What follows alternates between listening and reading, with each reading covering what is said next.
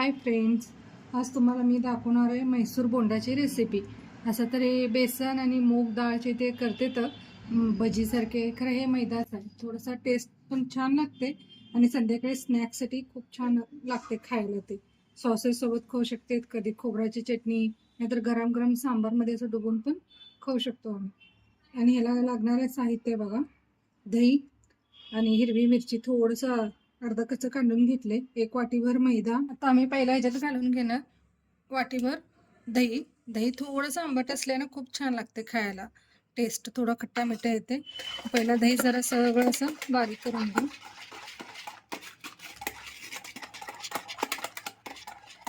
आणि थोडं पाणी घालून घ्या। आता ह्याच्यात जाणार आहे थोडंसं जिरा आणि ओवा आणि मिरची आणि खायचं सोडा आणि असं एकजीव करून घ्यायचं। जरा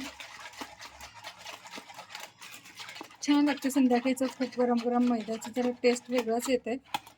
मी पण 1-2दा खाल्लेलं आहे, म्हणजे आता आज रेसिपी पण होते, खूप दिवसांनी करायला आठवण आलं, मग थोडासा चेंज म्हणून हे बघा। आणि ह्याच्यात मैदा घालून घ्यायचा।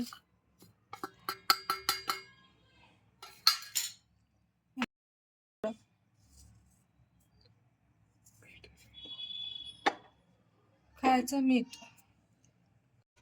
हे बघा फ्रेंड्स, पीठ असं एकजीव करून घेतले आणि कसं सोडणार, असं मुठीने असं असं सोडते। खरं मला ते तसं जमत नाही, मग मी असं हाताने सोडायला डायरेक्ट छानपैकी असं गोल गोल गोल गोल सोडून घेतले। छान लागते खायला, खूप टेस्ट वेगळा लागते। संध्याकाळी स्नॅक्स, कोणतरी अचानक गेस्ट ते आलं घरी तर असं बेसनचे भज्या ते कॉमन सगळेजण करते, तर खरं मैद्याची खूप चेंज लागते टेस्ट खायला।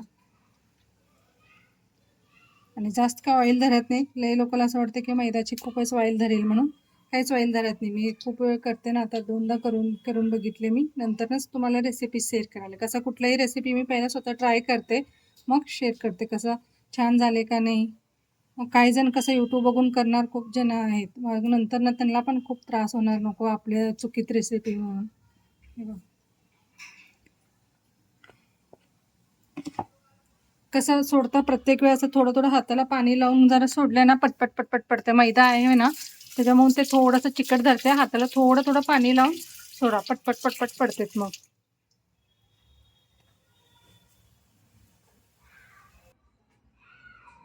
हाय फ्रेंड्स, हे बघा असं थोडंसं गोल्डन कलर तळून घेतलंय मी।